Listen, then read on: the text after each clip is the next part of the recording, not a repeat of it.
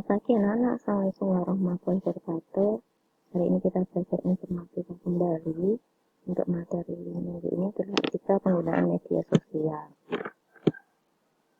Tujuan pembelajaran kali ini, yang pertama diharapkan kalian dapat memahami etika penggunaan media sosial, dan yang kedua kalian dapat menerapkan etika penggunaan media sosial. Untuk prakondeknya itu ada 8. Menjaga privasi pribadi dan orang lain.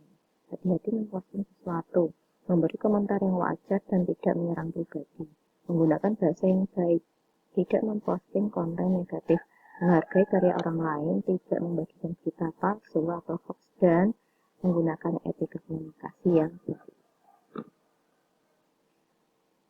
Nah, etika penggunaan media sosial.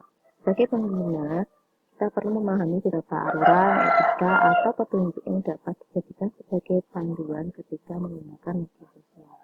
Tujuannya agar terhindar dari dampak buruk yang mungkin timbul dan terhindar dari tuntutan hukum. Yang pertama, menjaga privasi pribadi dan orang lain. Untuk keamanan, disarankan agar tidak memposting atau membagi data yang tidak pribadi. Yang kedua, data tersebut dapat digunakan untuk orang lain melakukan kejahatan atau spamming yang sangat mengganggu. Jika tergabung dalam grup WA atau lain, jangan mengcapture percakapan di grup dan membagikan kepada orang lain. Dan yang terakhir, jangan membagikan nomor orang lain tanpa seizinnya.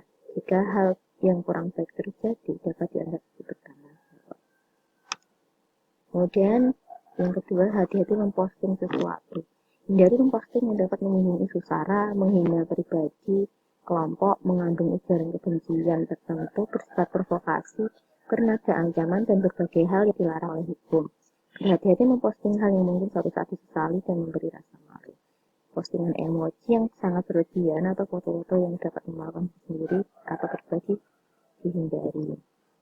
Kemudian, ketiga, memberi komentar yang wajar dan tidak menyerang pribadi. Berhati-hati dan berusaha menahan diri untuk tidak memberikan komentar yang sengaja menyerang, menyalahkan satu pihak, dan berbagi komentar negatif. Yang kelima, menggunakan bahasa yang bagi seseorang kan tercermin dari bahasa yang digunakan ketika berkata. Ingat, ada aturan dan norma berkomunikasi di dunia maya. Gunakan kata-kata dan bahasa yang memenuhi norma kesopanan, karena dapat mengundang konflik. Tidak memposting konten negatif, mencakup pornografi, perjudian, kekerasan, korban kecelakaan, mayat, kekerasan terhadap anak, dan kekerasan terhadap wanita. Karena memposting hal-hal tersebut itu dapat memberikan rasa yang tidak nyaman bagi pengguna lain dan dapat dianggap mengkampanyekan kekerasan. Contohnya, merekam kecelakaan itu di negara lain bisa mendapatkan sanksi pidana. Malah justru kalau di Indonesia itu malah direkam sebagai fenomena, itu kurang baik. Kemudian memfoto jenazah orang yang meninggal, karena belum tentu jika orang itu hidup, foto jenazahnya di-upload belum tentu dia berkenan. Kemudian menghargai karya orang lain. Ketika kalian memposting ulang foto, tulisan atau karya lainnya tanpa izin atau menyebutkan sumber aslinya, itu dapat dianggap sebagai pelanggaran hak cipta.